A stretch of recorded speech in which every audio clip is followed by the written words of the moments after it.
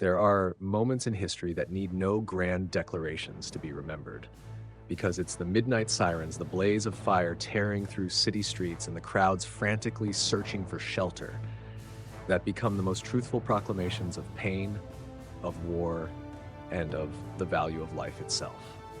On June 24, 2025, while the world watched the Middle East in silence and suspense, two nations once believed incapable of sitting at the same negotiating table, Israel and Iran, suddenly both declared victory.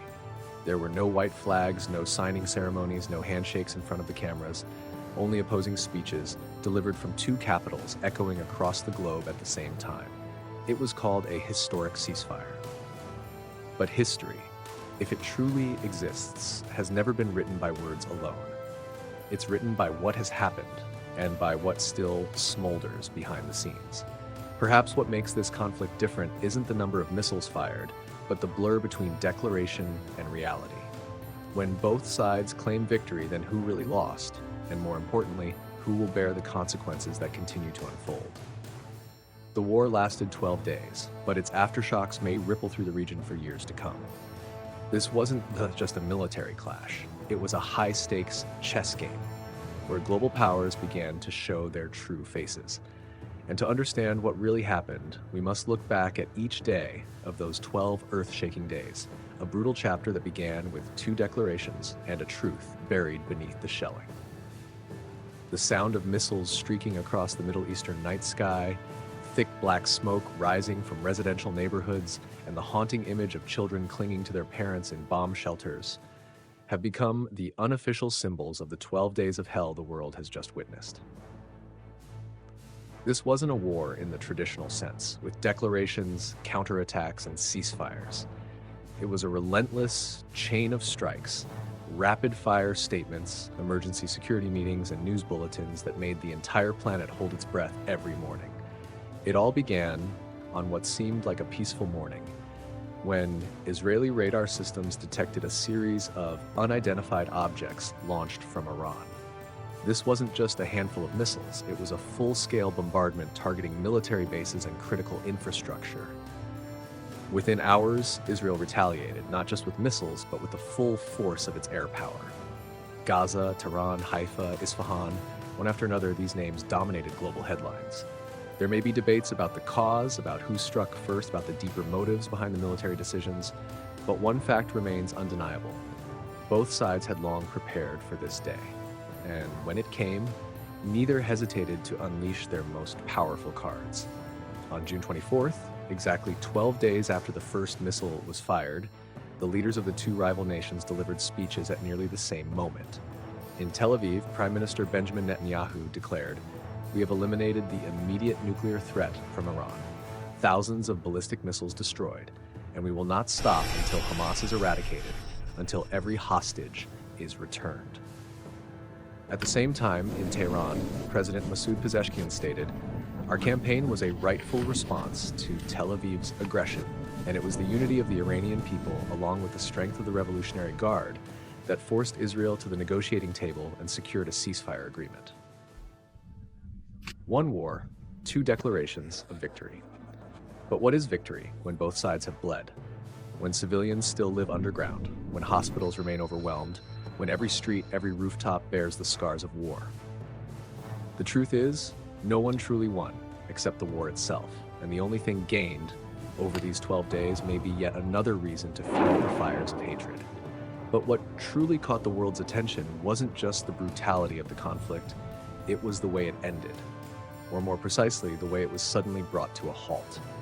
Because just hours after the most intense airstrikes, a familiar name reappeared in headlines: Donald J. Trump.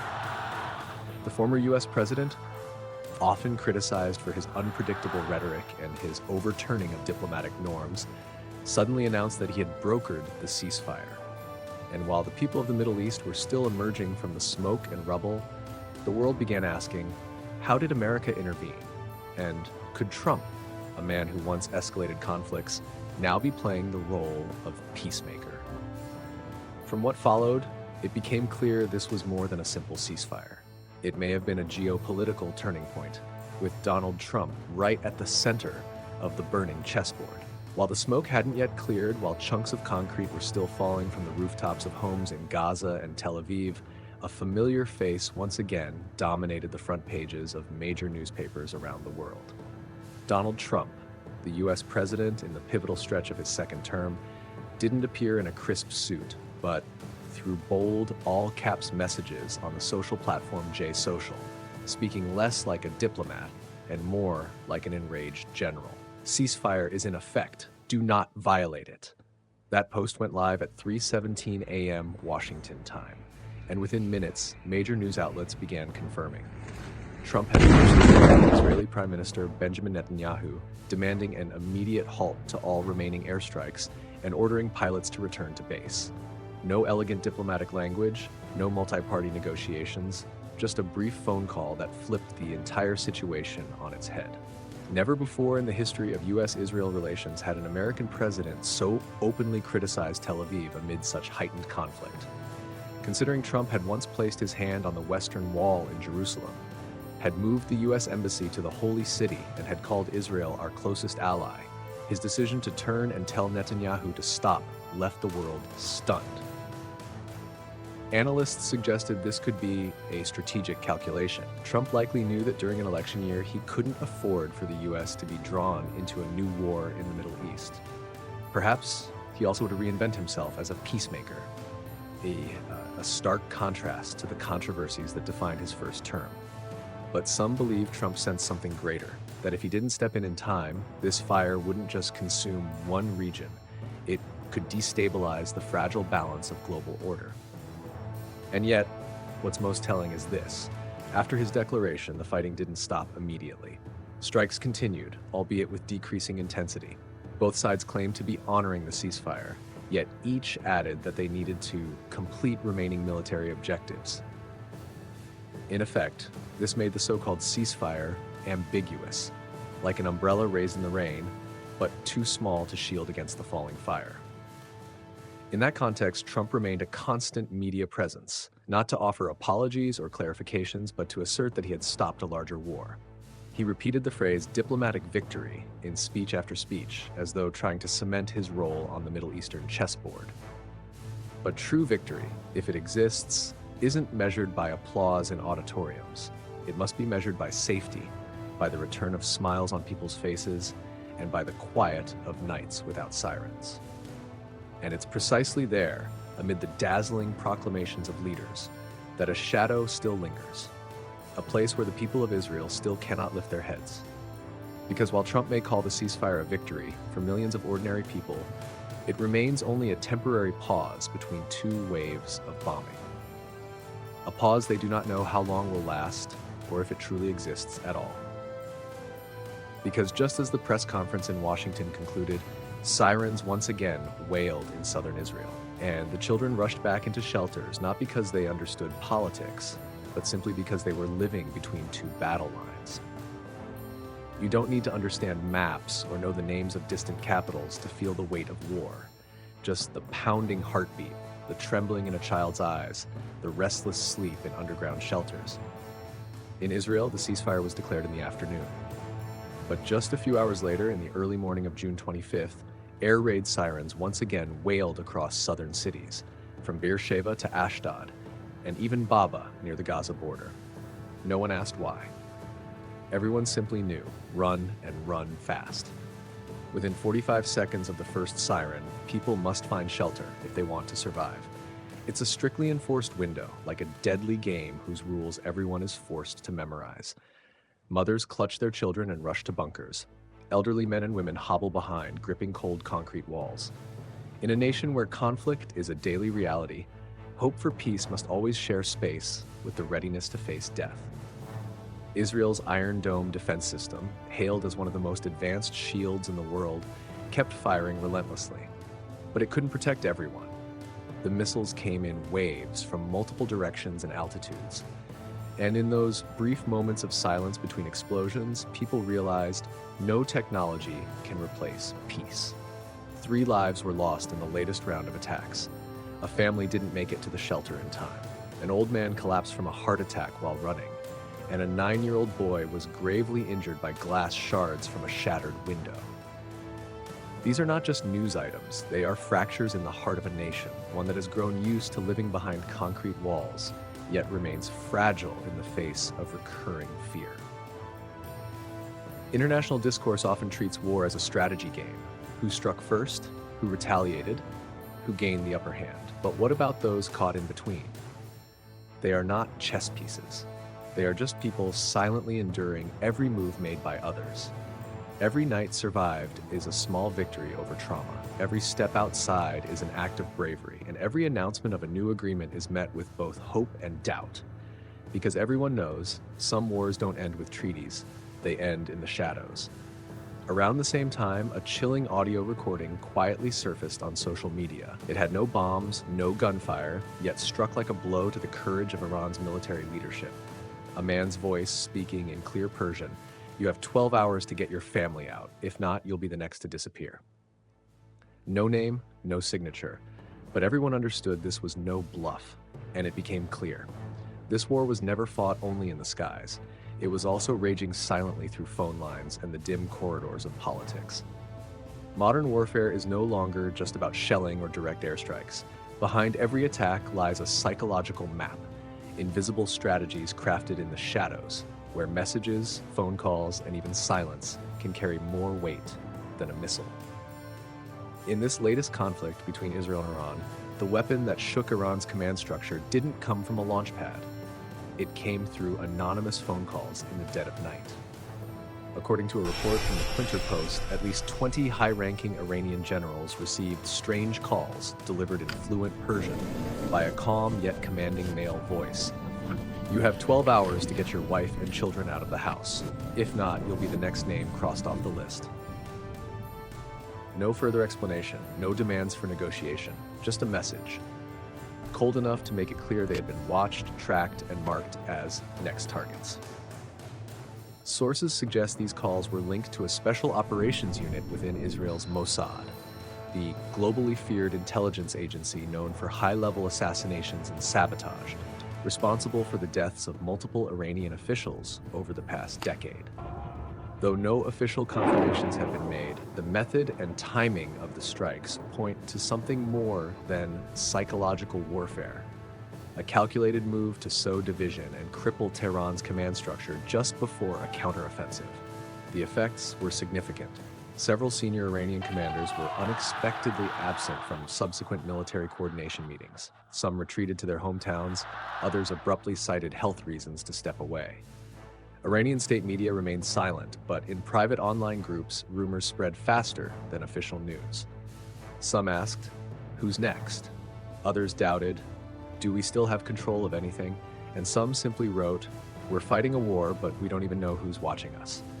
That is perhaps the most terrifying element of war. When the enemy wears no uniform, flies no flag, but slips into every corner of your thoughts, every minute of uncertainty in the minds of decision makers. No need for shellfire. Just plant the right fear at the right moment, and the entire system begins to wobble.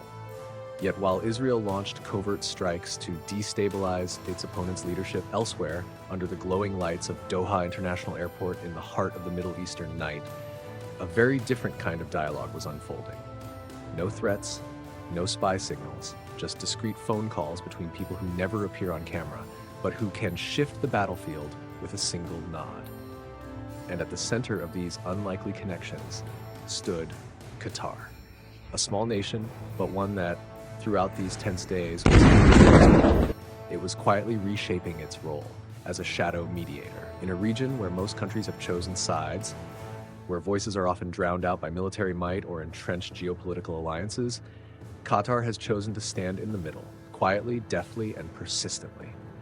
Not as bold as Iran, not as decisive as Israel, and not as loud as the US, yet from behind the curtain, Doha has emerged as a diplomatic nerve center, subtly shaping the pivotal turns of the Middle East. This isn't the first time Qatar has played the role of mediator. In the past, it has served as a bridge between Hamas and Israel in hostage negotiations. It has brokered talks with the Taliban, hosted secret conferences between parties that could never meet publicly. But in this 12-day crisis, its role reached an entirely new level. Not just responding to the aftermath of war, but stepping in to prevent the conflict from escalating into a regional catastrophe. According to sources from the New York Times and 3 unnamed regional diplomats, a phone call between U.S. President Donald Trump and Qatar's Emir Sheikh Tamim bin Hamad Al Thani opened the crucial door. Not Israel, not Iran, but Doha was chosen to be Washington's voice in the negotiations with Tehran.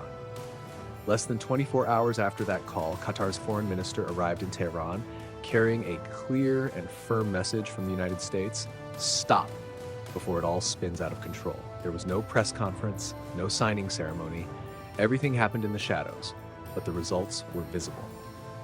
The attacks began to taper off. Statements softened in tone. Military advisors quietly withdrew from the hottest zones. Qatar wasn't seen on the battlefield, yet its name echoed through every behind-the-scenes discussion as a third party that neither side wanted to confront. Qatar wasn't just a mediator. It was positioning itself as a nation capable of speaking to both enemies and allies, to the US and to Iran, to the gunmen and to the gatekeepers of politics. And in a Middle East growing more polarized by the day, that ability to bridge divides is not just strategy, it's a soft power advantage that could extend Qatar's influence for years to come. But like all middleman roles, Qatar could only go so far. It could open doors, facilitate talks, calm the atmosphere, but it couldn't guarantee promises would be kept or that gunfire would truly cease. And that is the dark side of every ceasefire in the Middle East, a calm surface with unease still simmering beneath. Because when the parties involved can't even agree on the definition of ceasefire, then peace, if it exists, becomes nothing more than a fleeting shadow. And that truth was laid bare immediately after the final diplomatic meeting, as field reports still confirmed. Missiles were flying, sirens were blaring, and the fear in people's hearts had not faded one bit. Not everything labeled a ceasefire brings silence, and not every declaration of peace signals the end of war. In the Middle East, for decades, terms like temporary truce, tacit agreement, or conditional ceasefire have become part of the regional lexicon, sounding ceremonial, almost routine, but never strong enough to offer true reassurance to the people living through the conflict. The ceasefire between Israel and Iran, announced on the 12th day of the fighting, followed that same script. It was declared from podiums, emphasized by intermediaries, and repeated as evidence of a diplomatic victory. But the reality on the ground told a different story. There was no signing ceremony, no official documents released, and most importantly, neither side dared to claim that its military operations had fully ceased. President Donald Trump stated, "The ceasefire will take effect once current military operations are completed, within 24 hours." A statement that sounds clear, but leaves a shadowy loophole. Who gets to decide when operations are completed? And in those 24 hours, how many more rockets will be launched? How many more lives will be lost? How many more cities will continue to shake? On Israel's side, Air Force jets still flew along the Gaza border. A few targets were bombed, described as final objectives. Meanwhile, Iranian state media continued asserting their right to self-defense, stating they maintain necessary presence at strategic points. No one openly violated the ceasefire, yet no one truly stopped either. Observers have described the situation with a chilling phrase: war in suspended animation. Everything paused, but only briefly, like a film that's been hit with the pause button and no one knows when it'll play again. Civilians remained in shelters. Field hospitals stayed open through the night. Watchtowers remained lit, and fighters on both sides held their positions, as if the ceasefire were nothing more than a breath between storms. And that's what leaves people most unsettled. If a ceasefire doesn't bring a sense of safety, is it anything more than a pretty name for a still dangerous reality? If each side can still complete their missions, can the agreement truly be called peace? Or is it simply a temporary consensus designed to mask the next move? Behind the appearance of an ending lie unanswered questions. Who truly won? And what was the cost of reaching this agreement, if it can be called that? These are the truths we must confront to avoid trading reality for slogans. Because in a war where both sides claim victory, perhaps it is humanity itself that is slowly losing. During those 12 short but storm-filled days, both Israel and Iran took to the podium, shoulders squared, declaring victory. But behind those resolute proclamations were numbers that don't lie. Hundreds dead, thousands injured, and tens of thousands forced to flee their homes in fear and confusion. From children too young to understand why they had to hide underground, to the elderly silently watching their rooftops collapse, all of them are paying a price no political statement can fully capture. The world called it a limited military clash. Analysts labeled it a strategic deterrent. Leaders referred to it as a message to mark red lines. But the people, the ones caught between the lines of fire, they don't speak in terms like that. For them, victory is never measured in the number of rockets launched or targets destroyed, but in whether they lived through the night, whether their homes are still standing, and whether tomorrow still holds a shred of hope. And if both sides claim themselves as victors, then it also means neither side is willing to admit defeat. But between those two declarations of not losing lies a bitter truth, that the real cost wasn't paid at the negotiating table, but by the lives swept into the whirlpool of geopolitics, never given a choice. Victory, if it exists at all, doesn't belong to any nation. It belongs to a peace that never came. It belongs to the longing to live in a land without sirens. And until that longing becomes reality, every declaration of triumph, whether spoken in Hebrew or Persian, will remain nothing more than a hollow echo across a land still smoldering with smoke. In the end, war is never just the story of generals or strategic maps. It is the story of every small life dragged into a game they were never asked to play. 12 days of bombing and political brinkmanship may be over, but the fear, the loss, the uncertainty, they remain embedded in every shelter, every restless sleep, every worried glance cast toward an uncertain tomorrow. The world may have returned to temporary calm, but the fragile line between peace and chaos still holds, barely. And if we are not vigilant, not compassionate, not outspoken, then the next air raid siren may not sound in the Middle East, but in the heart of a place we thought was safe. Thank you for watching. Until next time, goodbye.